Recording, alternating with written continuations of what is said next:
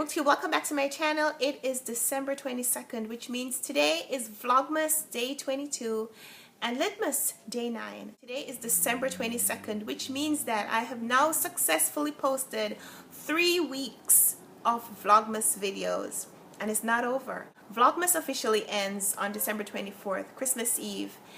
However, my plan was to keep posting these videos every day for December, so I'm still hoping that that will go through. There were a couple of videos last weekend that went up really late because I had some uploading issues. I tried to upload the same video about 6 times over 2 days and it wouldn't work. So I'd kind of given up, but not really, because I then went on to post, and so I was a little bit late like in scheduling. I didn't want to overwhelm you guys with all the videos that I was making, so I posted them on a schedule until I got caught up. But officially Vlogmas ends on December 24th. I'm planning to keep going. I'm also doing the Litmas challenge, and today is day 9, and today Adrian's prompt is to share your favorite quote on literature. I'm not really sure how to interpret that, except for me literature is about reading and the beauty that reading brings to your life. And my favorite quote is from a book that I've never read, but I saw the quote and I thought it was very interesting, and I've said it myself a few times to the point where I probably say that it's my favorite quote even though I haven't read the book. It's by George R.R. Martin. I've also never read anything by George R.R. Martin. It says, "A reader lives 1,000 lives before he dies," said Jojen. "The man who never reads lives only one." I really believe in the validity of that quote.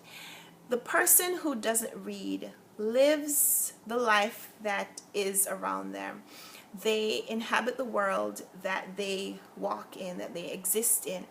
However, a reader can inhabit all the fictional worlds that he or she is able to read, all the fictional worlds that a novelist is able to create in his or her mind.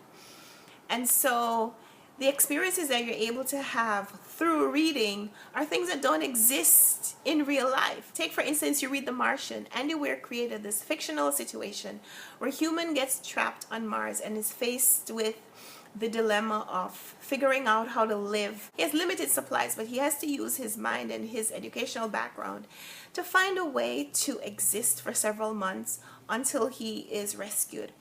And that is something that most of us will never experience in a literal sense, but being able to read a book like that opens up a life that you wouldn't otherwise be able to live.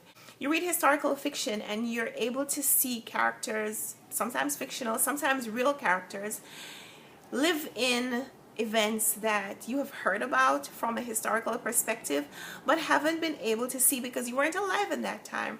So you're reading George Saunders' novel Lincoln and the Bardo.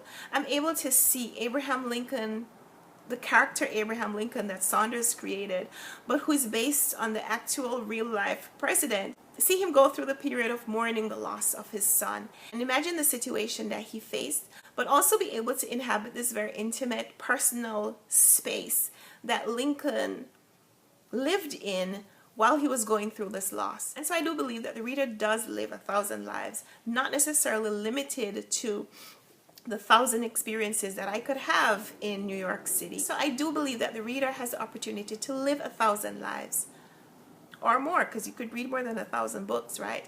But you can live all these parallel lives, lives that are not just limited to where you live and seeing other people having experiences in the place that you're at, but also being able to return to the past, teleport to some imagined future, or explore some parallel universe. And all of that is possible through reading. So that is my favorite quote.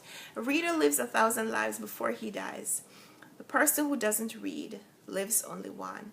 And I refuse to only live one life, which is why I'm reading as many books as I can. So that was today's Litmas challenge. And until tomorrow, happy reading. Bye.